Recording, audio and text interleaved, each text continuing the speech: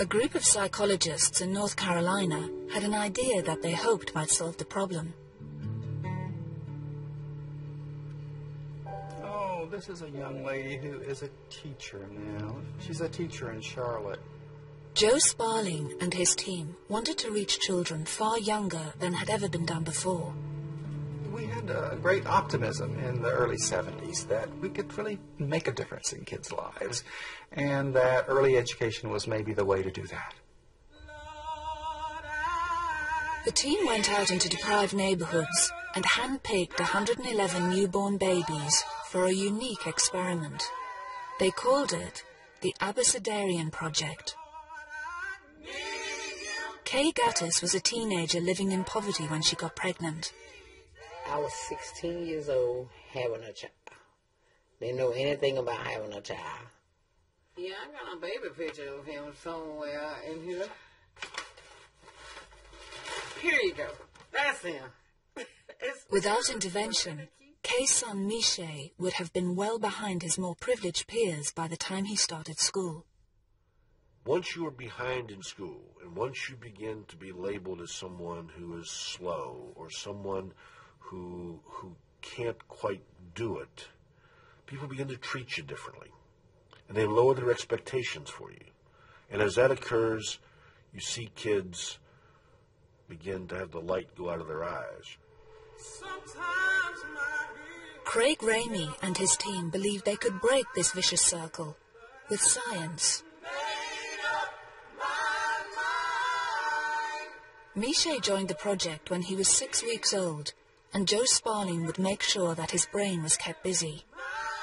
The researchers had distilled the latest scientific theories on child development into 200 learning games. You put one in, you put a blue ball in. Oh, you got it out. Look at this. However simple, each game had a hidden agenda. You don't like those all together?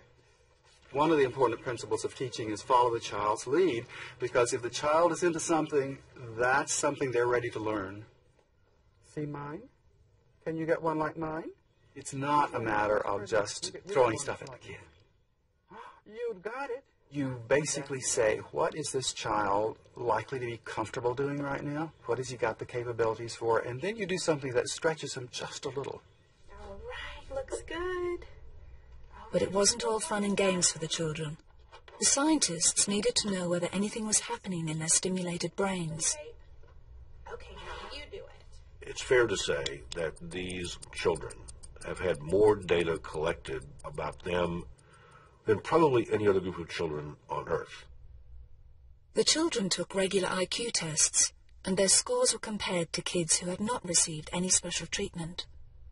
We didn't see any differences at 3 months of age. We didn't see any differences at 6, none at 9, none at 12.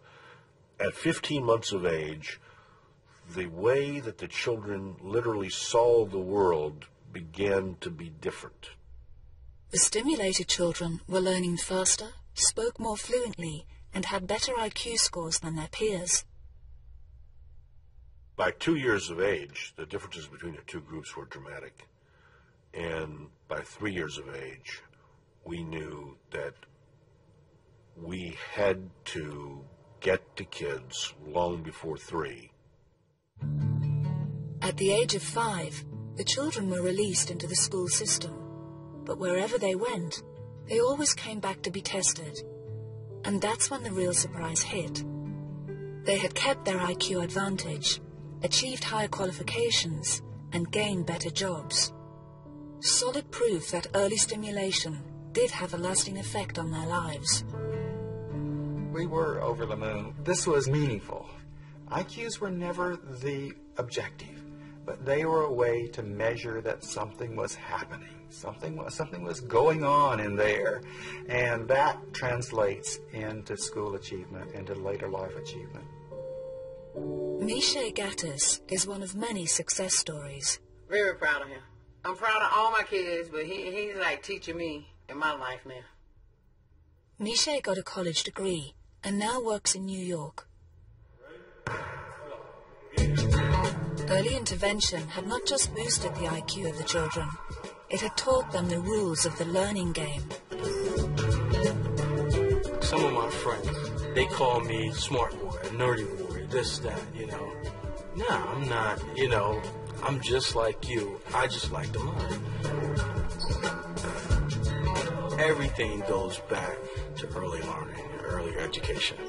It really does. I mean, I don't care what most people will say, you know, wait till you get into public school, what have you. No, it starts way earlier than that. And I think hadn't I had that, who knows where I would have been. 35 years after the study began, the results are crystal clear. For the brain, there is no such thing as too early.